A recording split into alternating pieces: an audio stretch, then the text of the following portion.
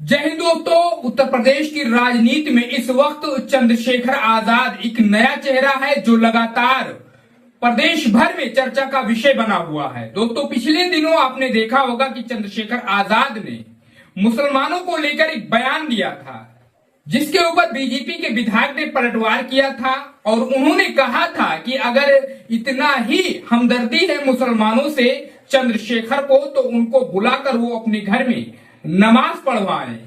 इस मामले को लेकर जब चंद्रशेखर आजाद से पत्रकारों ने सवाल किया तो उसका जवाब उन्होंने बहुत ही तगड़े अंदाज में दिया, जिसको सुनकर बीजेपी विधायक अब दोबारा इस तरीके से हरकत नहीं करेंगे, इस तरीके का कोई भी बयान नहीं देंगे। जी हां दोस्तों, इस बारे में हम आपको एक विस्तृत रिपोर्ट बता रहे हैं, वीडियो में बने रहिए।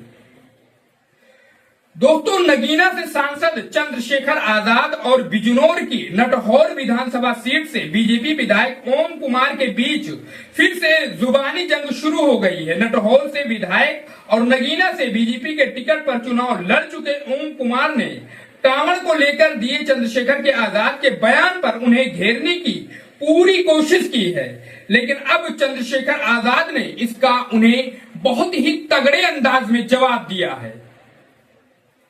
दोस्तों, दरअसल ओम कुमार ने कांवड़ को लेकर दिए आजाद के बयान पर कहा था कि अगर चंद्रशेखर को मुसलमानों से इतनी ही हमदर्दी है तो वो अपने घर पर उनसे नमाज पढ़वाएं। इसे लेकर जब आजाद से पूछा गया कि ओम कुमार ने आपको बाहरी कहा है और उनका कहना है कि आपको भगा देंगे, तो आजाद ने कहा कि ओम कुमार गलत भाषा का इस्तेमाल कर रहे हैं। मैं सदगुरु हरिदास से प्रार्थना करूंगा कि उन्हें सद्बुद्धि दे। चंद्रशेखर आजाद ने आगे कहा कि मेरा फोकस क्षेत्र के विकास पर है, इसके लिए लगातार मैं प्रयास कर रहा हूं। जहां तक ओम कुमार की बात है, घर पर नमाज पढ़वाने की बात है, तो मैं कहना चाहूंगा कि उनका दिल बहुत ही छोटा है। हमारा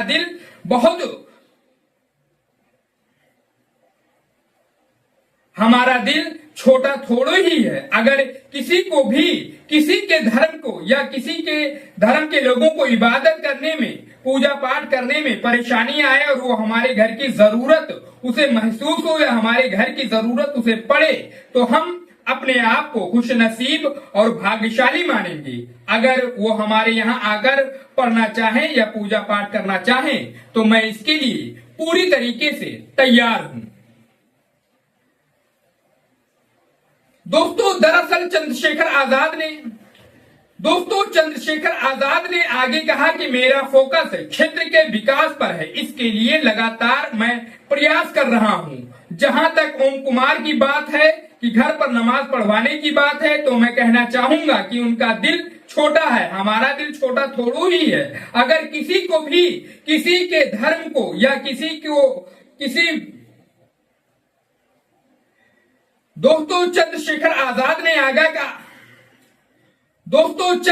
आजाद ने आगे कहा कि मेरा फोकस इस वक्त क्षेत्र के विकास पर लगा हुआ है, इसके लिए लगातार मैं प्रयास कर रहा हूं। जहां तक ओम कुमार की बात है, घर पर नमाज पढ़वाने की बात है, तो मैं कहना चाहूंगा कि उनका दिल बहुत ही छोटा है, हमारा दिल छोटा थोड़ा ही है। अगर किसी को किसी भी धर्म के लोगों को इबादत करना है या पूजा पाठ करना है या उन्हें पूजा पाठ या इबादत करने में किसी भी तरीके से परेशानी आए और वो हमारे घर की जरूरत उन्हें पड़े, तो हम अपने आप को खुशनसीब और भाग्यशाली समझेंगे।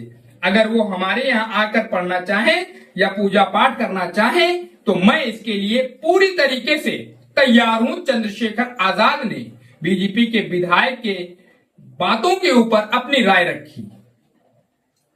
दोस्तों, चंद्रशेखर आजाद ने आगे कहा कि भारतीय जनता पार्टी की नीति है कि वो हमेशा से कमजोर वर्गों के खिलाफ रहे हैं, खासकर मुसलमानों के, दलितों के और पिछड़ों के। अगर वो आगे भी इसी तरीके से बयान देते रहेंगे तो जनता इससे भी बुरा हाल करेगी। यानी 2024 में जिस तरीके से बीजेपी का हाल हुआ है, उससे भी बदतर हालत आने वाले टाइम पर बीजेपी की हो जाएगी। ये बातें चंद्रशेखर ने कही।